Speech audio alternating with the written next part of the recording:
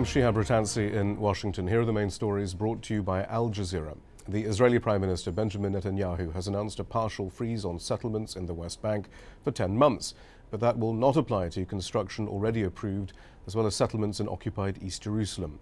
The US welcomed Israel's decision, though it acknowledged the move fell short of international demands. Jackie Rowland has more. What the United States is trying to do is to encourage what it sees as a small positive step, while making it clear that really the administration would like to see more.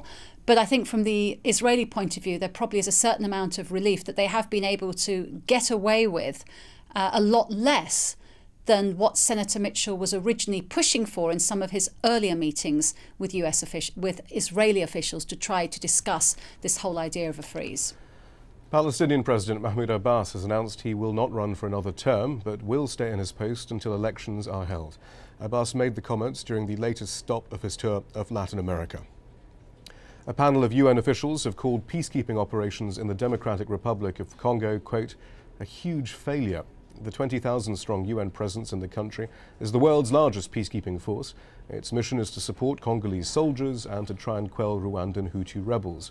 But the report, due to go to the Security Council, finds violence and the humanitarian situation getting worse. Deposed Honduran President Manuel Zelaya says the US could divide the Americas if it backs Sunday's presidential vote.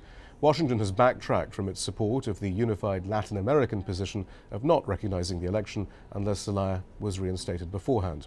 On Tuesday, a top US diplomat said the vote is a key part of resolving the country's 5-month political crisis.